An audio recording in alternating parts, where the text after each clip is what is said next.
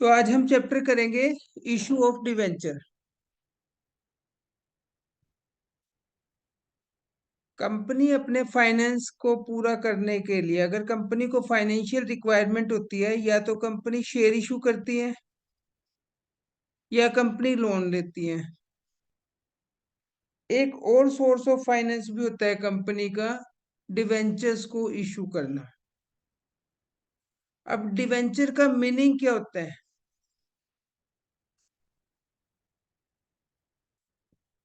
Debenture is issued by the company is usually in the form of certificate. ये एक certificate की form में होता है। And given under a seal of company, जिसके ऊपर कंपनी की सील लगी होती है। जैसे स्कूल से आपको कोई सर्टिफिकेट मिलता है ना, उसके ऊपर सील लगती है। तो ऐसे कंपनी से सर्टिफिकेट मिलता है कि आपने कंपनी में पैसे डिपॉजिट कराए हैं, लोन दिया है एक किस्म से। वो रिटर्न एविडेंस होता है उसका, सर्टिफिकेट। तो this debenture is return acknowledgement of the debt taken by the company as these are issued under the seal of the company। ये कंपनी ने आपसे डेप्ट यानी लोन लिया है, लॉन्ग टर्म लोन।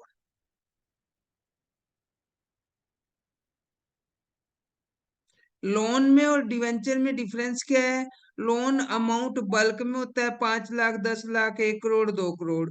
लेकिन डिवेंचर जो है वो शेयर की तरह, उनकी एक फेस वैल्यू होती है कि 100 रुपए का डिवेंचर हो गया, 1000 डिवेंचर ले लिए तो उसने कंपनी में 1 लाख रुपए डिपॉजिट कराए हैं, इसका मतलब। और कोई ज्यादा बेसिक डिफरेंस नहीं है। लोन को हम बेच नहीं सकते, डिवेंचर को हम बेच सकते हैं दूसरे इन्वेस्टर को। होता ये लाइबिलिटी है। लोन के ऊपर भी इंटरेस्ट मिलता है और डिवेंचर के ऊपर भी इंटरेस्ट मिलता है। तो according to section 230 of the company act 2013, debenture include debenture stock, bonds और any other security whether consisting a charge on asset. जिसके ऊपर चार्ज ऑन एसेट्स का मतलब क्या है कि अगर कंपनी उनकी पेमेंट नहीं करेगी तो कंपनी की एसेट्स के ऊपर वो एक कंपनी की एसेट्स उसके ऊपर प्लेज होती है, मॉर्गेज होती है। अगर वो पेमेंट नहीं करेगी कंपनी, तो डिवेंचर होल्डर का राइट बनता है कंपनी की एसेट सेल करा के अपनी पेमेंट ले ले। समझ आ गई? तो क्या डिवेंचर की डेफिनेशन क्या होगी? डिवेंचर में क्या इंक्लूड है? डिवेंचर स्टॉक, बॉन्ड और any other security of the company weather consisting constituting a charge on acids. Company की एसिड्स के ऊपर चार्ज, यानी कंपनी की एसिड्स उसमें फ्लोटिंग चार्ज, एक ऐसे बंधक होती है, मोर्गेज होती है।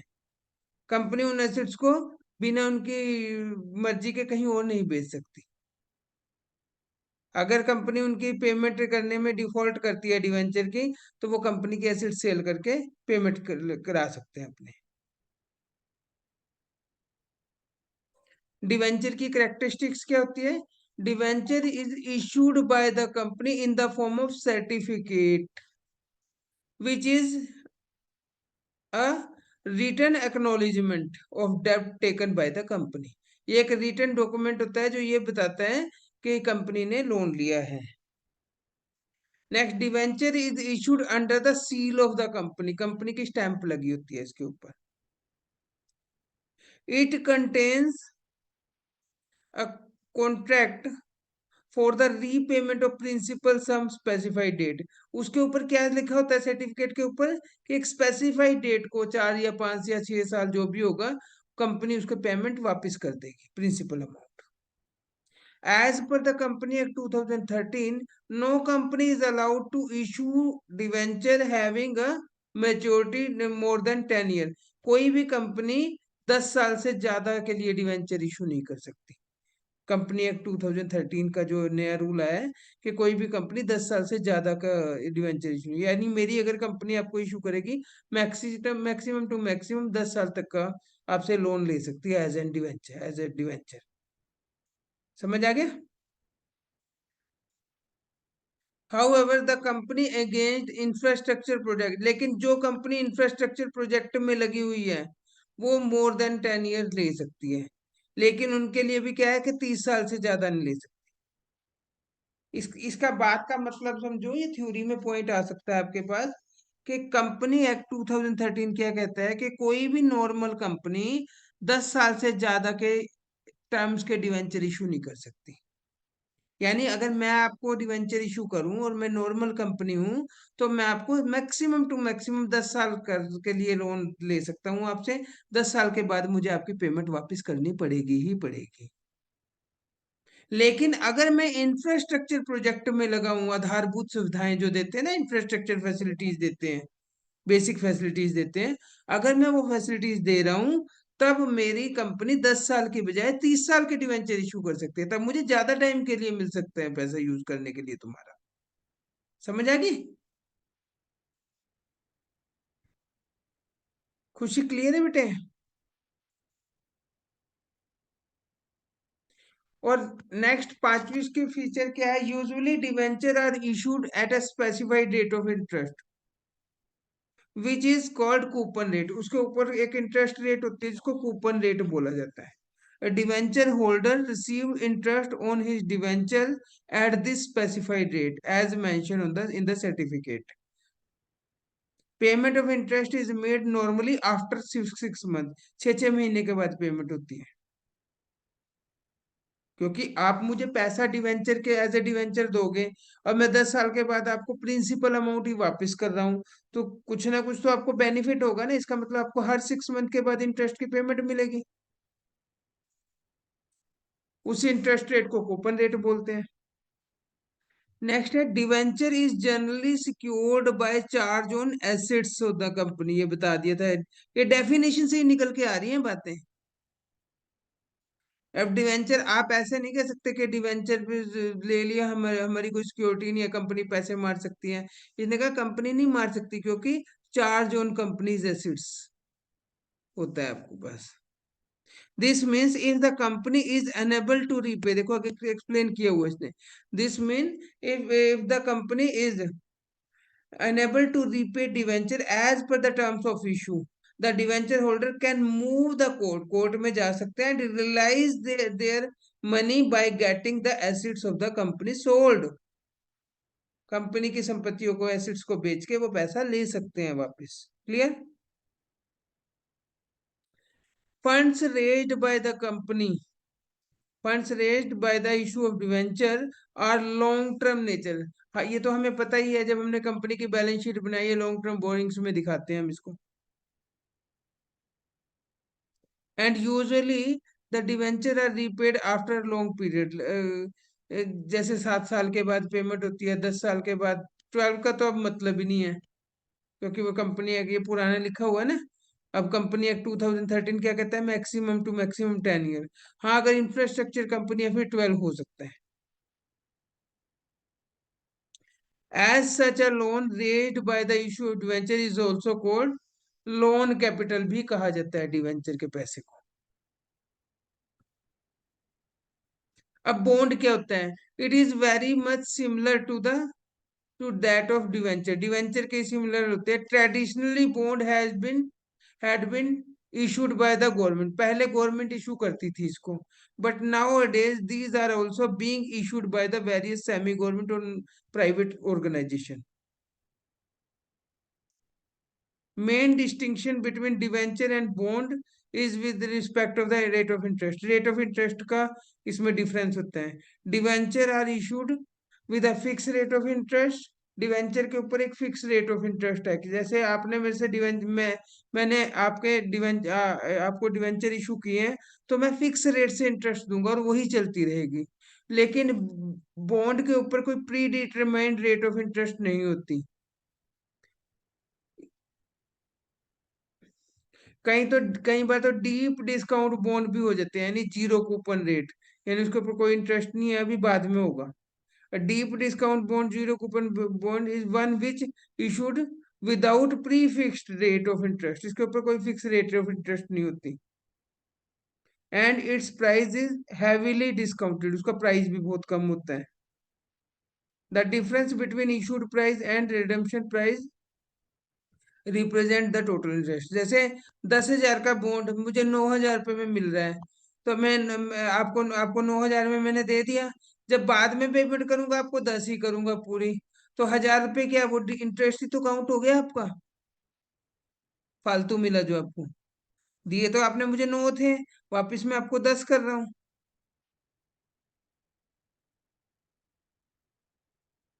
तो difference between issued price 9,000 and redemption price, वापस करने के price 10,000, it is called interest rate. समझ आ गई? तो डिवेंचर और बॉन्ड में क्या डिफरेंस होता है बताओ? डिवेंचर के ऊपर फिक्स रेट इंटरेस्ट होती है, और बॉन्ड के ऊपर कोई फिक्स रेट से प्री डिटरमाइंड इंटरेस्ट रेट नहीं होती। Types of debenture. सबसे पहले secured debenture. These debenture are those debenture which is secured either or particular assets of the company is called fixed charge on all the assets of the company, जैसे मैंने पीछे बताए हैं video on. यानी इनके ऊपर कंपनी की assets गिरवी होती है। आस्था रीति का वीडियो ऑन।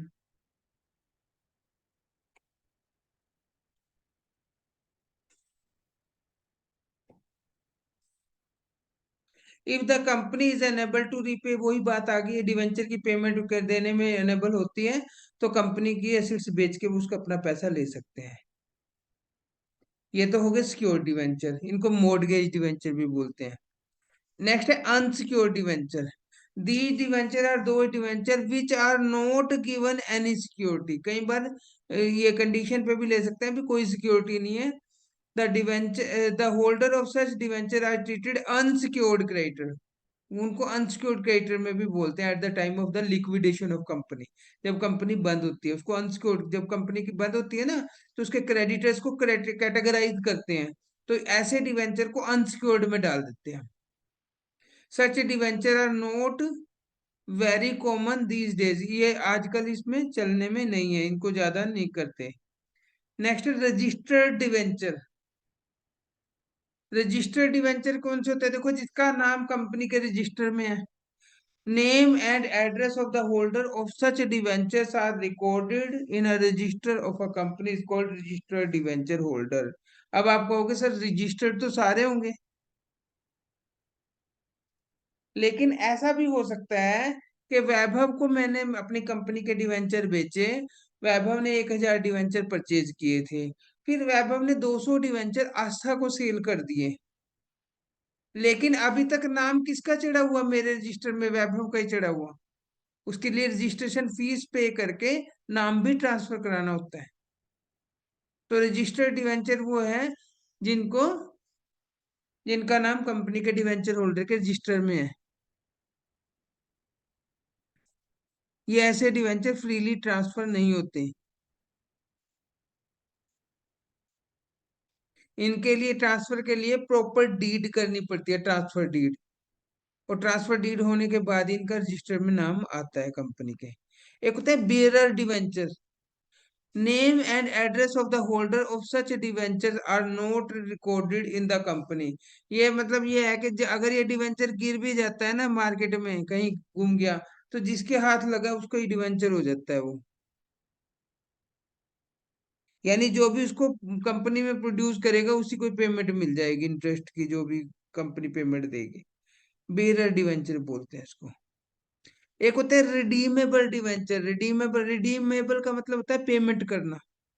जब कंपनी एक फिक्स टाइम पीरियड के बाद डिवेंचर्स को रिडीम करने के कंडीशन लगाती है, तो उसको बोलते हैं redeemable debenture. Redeemable debenture are those debenture which will be repaid by the company either lump sum or at the end of specified period by installment। या तो इंस्टॉलमेंट में पेमेंट कर रही है उनकी, या लंप सम पेमेंट कर रही है। एक होता है इरिडीमेबल डिवेंचर। इरिडीमेबल डिवेंचर कौन से होते हैं? जिनको कंपनी अपनी लाइफ टाइम में पेमेंट नहीं करती, वो एंड में जब कंपनी बंद होगी, लिक्विडेट होगी, लिक्विडेट का मतलब जब कंपनी बंद होगी तभी उसकी पेमेंट होगी। irredeemable debenture are those debenture which are not repayable in the by the company during the lifetime. The debenture are repayable only.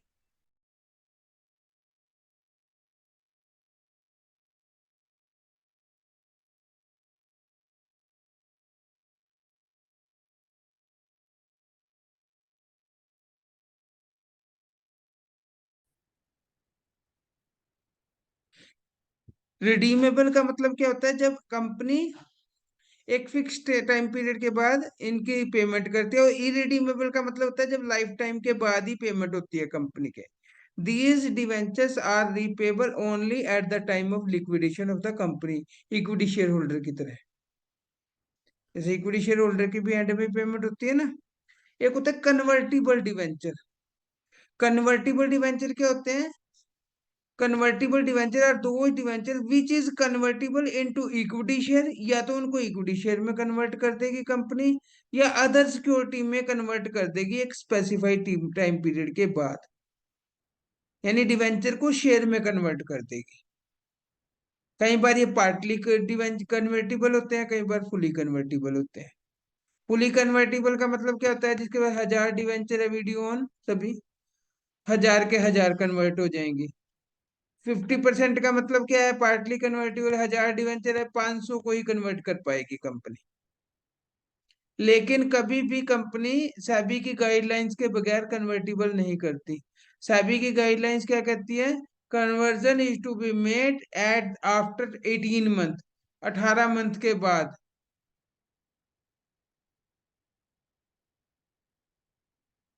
लेकिन 36 महीने पहले ही कन्वर्ट हो सकते हैं।